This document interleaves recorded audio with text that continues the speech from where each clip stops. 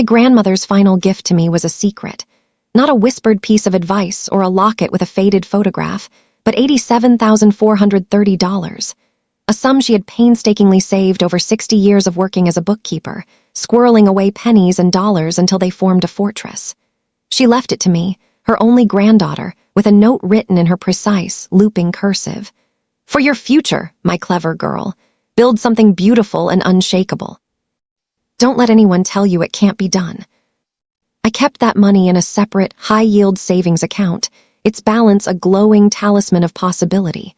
It was my someday fund. The seed capital for a design firm of my own, a down payment on a loft with north-facing windows, a safety net that meant I would never be truly afraid. Its existence was a quiet, humming power in the back of my mind, and I made the catastrophic mistake of telling the man I loved all about it. His name was Julian, not the brooding, artistic Julian of my previous story, but a Julian of sunlight and grand promises. He was a force of nature, with a smile that could disarm a boardroom and a vision for the future so bright it was almost blinding. He was launching Ethelred Technologies, a startup aimed at revolutionizing sustainable packaging. He talked about saving the planet, about disrupting corrupt industries, about building a legacy. I was not just in love with him, I was a believer in his crusade. We were partners. I was the quiet, meticulous architect to his flamboyant visionary. While he gave TEDx talks and charmed investors, I was the one who designed the company's entire brand identity, who crafted the user experience for his apps, who stayed up late refining his pitch decks until they were works of art. I did it all for free, for sweat equity, for the promise that we were building our future together. For 2 years, I watched my savings account while pouring my creativity into his dream. He'd kiss my forehead and say, "You're my secret weapon, Maya. I couldn't do this without you." And I believed him. The first crack in our beautiful facade appeared on a Tuesday. Julian was stressed, more so than usual. A major investor was wavering. They needed a show of faith, a final capital injection to get the prototype into mass production. "It's make or break, Maya," he said, his head in his hands. "We're so close. I just need to bridge a gap. 3 months tops." My stomach tightened. How much? 80,000. The number hung in the air between us, a ghost at the feast. It was almost my entire savings. The exact amount felt like a target he'd been calculating for years. "Julian, that's my grandmother's money. That's for my studio." He took my hands, his eyes wide with desperate sincerity. "This is your studio, don't you see?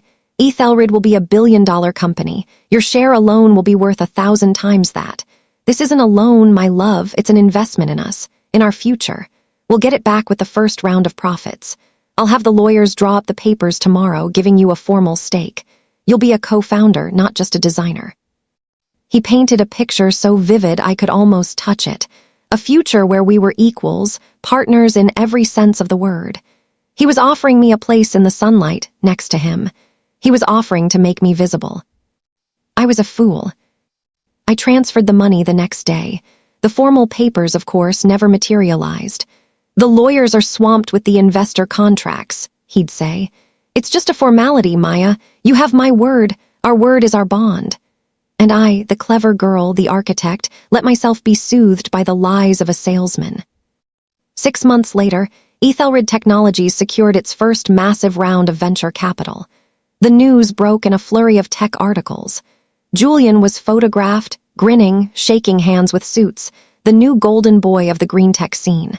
Our apartment filled with expensive champagne and even more expensive arrogance. I waited for him to mention my investment, my stake, our future. He didn't. When I finally broached the subject, his demeanor changed. The sunlight in him flickered and died, replaced by a cold, corporate frost. "Maya, that was a personal loan from your heart to mine," he said, not looking up from his phone. "And it was crucial, don't get me wrong, but the company's valuation is complex. You don't just get equity because you lent your boyfriend some money. That's not how it works." The word boyfriend felt like a slap. Some money. My grandmother's life's work reduced to some money. "You promised me," I whispered, the foundation of my world crumbling. "Promises are not prospectuses," he replied, his voice flat. Look, I'm grateful. When we're more stable, I'll pay you back with interest. But for now, you need to understand the pressures I'm under. Don't be selfish. Selfish, the ultimate weapon. He had taken my money, my labor, my faith, and now he was taking my right to be angry. The final betrayal came 3 weeks later. I came home early from a freelance job to find a woman's blazer draped over my chair. I heard laughter from our bedroom, his and a higher, unfamiliar one. I didn't storm in. I didn't scream. The quiet, observant part of me, the part he had always dismissed, took over. I picked up my laptop, went to a cafe, and did what I should have done 2 years ago. I researched. I dug into Ethelred's corporate filings. I used the login credentials he'd carelessly given me to access the company's cloud drive. And there I found it.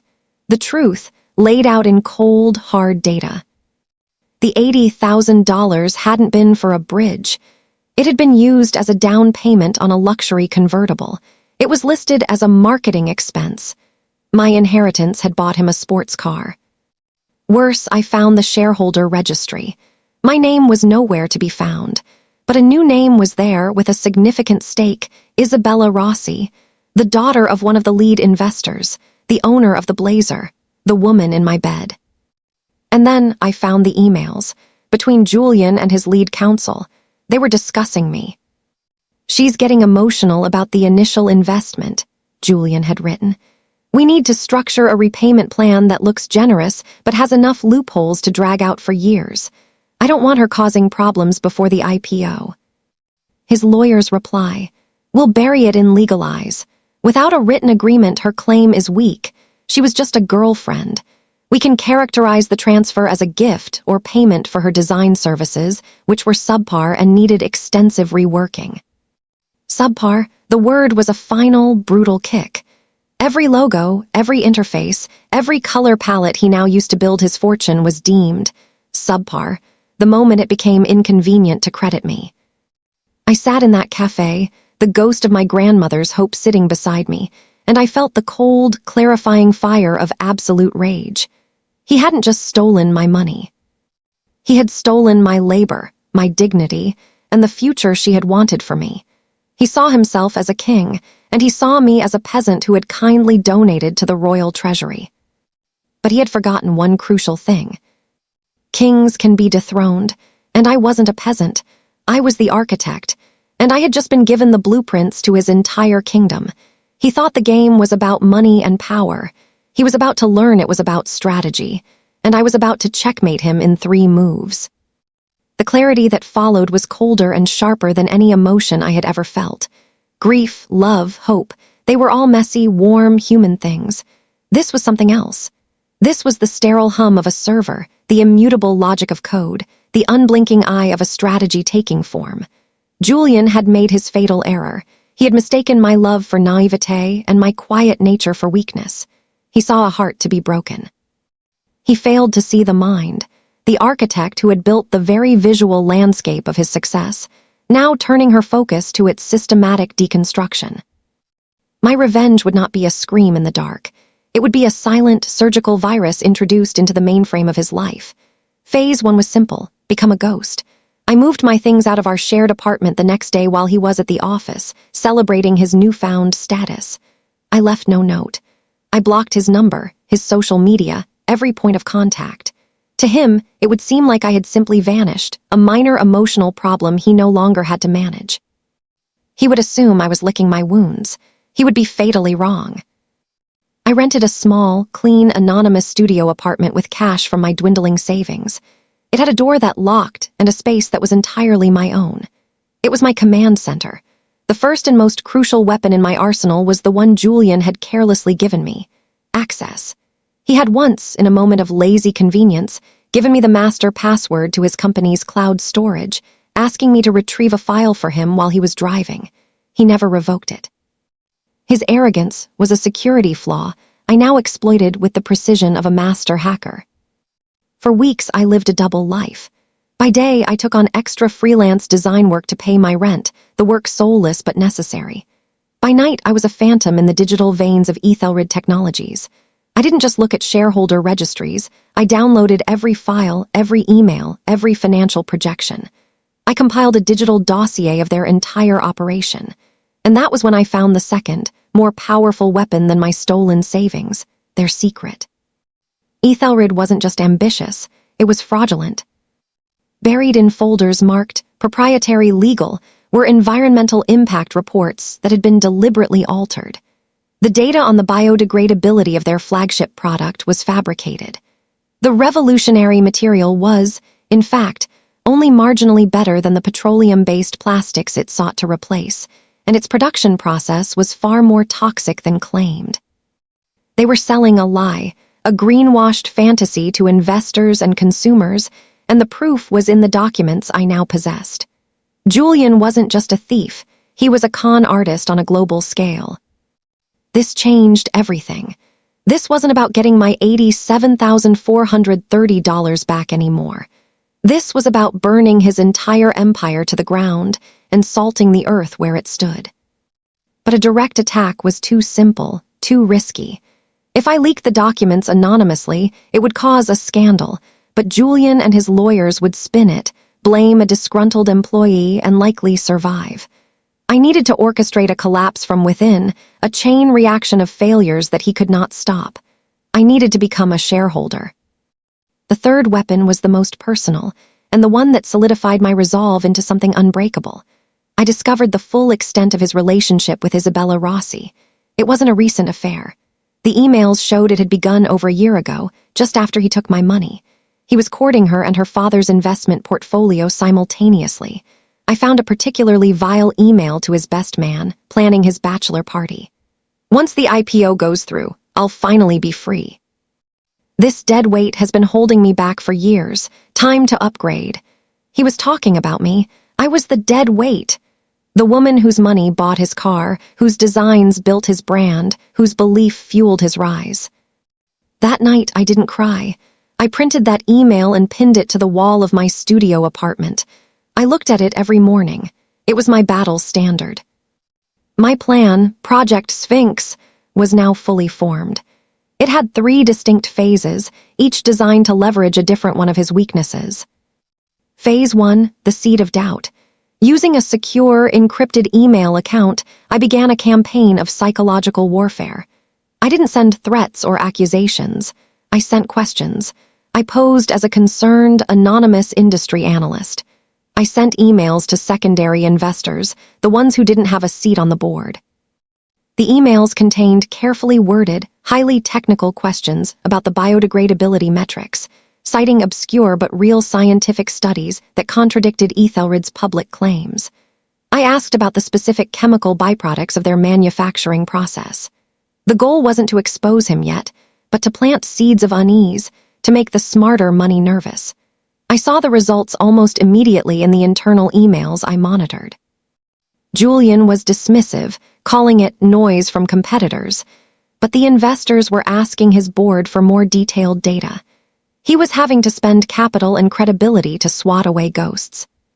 Phase 2, the creation of a rival. I couldn't attack him directly, but I could create a competitor that would. Using my remaining savings and a small loan from a trusted, furious friend who knew the whole story, I funded a shell company. I named it Veridia Solutions. I gave it a sleek, professional website, a logo I designed in an hour, and a vague but compelling mission statement about true environmental transparency. Then, I had Veridia Solutions file a series of precise, challenging public comments against Ethelred's patent applications, pointing out the potentially unsubstantiated environmental claims in their filings. It was a pebble thrown at a giant, but it created a paper trail. It made Ethelred look sloppy, and it gave the industry analysts' emails more credibility. Julian's legal team was now forced to fight a war on 2 fronts, against an enemy that didn't technically exist. Phase 3, the masterstroke. This was the most complex and dangerous part. I needed to get my evidence into the hands of someone who had both the power and the motivation to destroy him. That person was not an investor or a journalist. It was Isabella Rossi's father, Antonio Rossi, a old-school, self-made billionaire who valued loyalty and despised being made a fool. According to the emails I'd read, he was skeptical of Julian, but was being worn down by his daughter's affections and the company's glowing, fake projections. I crafted a package, not a digital one that could be traced, but a physical one. I printed a curated selection of the most damning evidence, the altered environmental reports with the real data highlighted beside them, the internal emails discussing the marketing spin on the toxicity data, and the financial projections that clearly showed they were aware of the fraud. I included one personal touch, a copy of the bank transfer receipt for my $80,000 and a printout of Julian's email calling me dead weight. But I didn't send it to his office. I sent it to his home, a private estate with a famously secure mailroom. I addressed it to him in a formal, typed font, and I included a single, typewritten line at the top of the dossier. "He is defrauding your investors and cheating on your daughter. Do with this what your conscience demands." I dropped the package into a mailbox 3 towns over and waited. The silence was the most excruciating part. For 10 days, nothing changed. Then, the earthquake began. It started with a flurry of panicked emails. Antonio Rossi had immediately pulled his entire investment, citing previously undisclosed fiduciary concerns. The news ripped through the investor community. The seeds of doubt I had planted instantly sprouted into a forest of panic. Other major backers demanded emergency meetings. The company's valuation, which had been soaring toward an IPO, went into freefall. I watched it all unfold from my silent studio, a ghost at the feast of his ruin. He was scrambling, sending frantic emails, trying to arrange calls. But the foundation of his empire wasn't just cracking, it had been vaporized. He had no defense against the truth. He didn't know it yet, but his nightmare was only beginning. I had one final move to make. The collapse of his company was justice for the world he had deceived, but I had a personal debt to collect. It was time to ensure that the man who had stolen my grandmother's future was left with no future of his own. Watching Ethelred Technologies implode was like observing a star collapse in slow motion. The initial silence following my package to Antonio Rossi was the event horizon, the point of no return where all light and hope were sucked into the void. Then came the public spectacle. News outlets, once fawning over the green tech wunderkind, now ran headlines dripping with schadenfreude. Ethelred's house of cards collapses. Investors flee as fraud allegations mount. The comment sections were a feeding frenzy. Julian's meticulously crafted image was being digitally torn apart, limb from limb. I watched a live stream of him trying to enter his office, flanked by lawyers, his face a pale mask of stunned arrogance as reporters shouted questions about falsified data and the SEC investigation that had now been launched. The sunlight had vanished from his eyes, replaced by the cold glare of camera flashes. But this public humiliation, while satisfying, was not enough. It was the consequence of his professional fraud. My revenge needed to be personal. It needed to mirror the betrayal, quiet, precise, and utterly devastating to the life he thought he had built.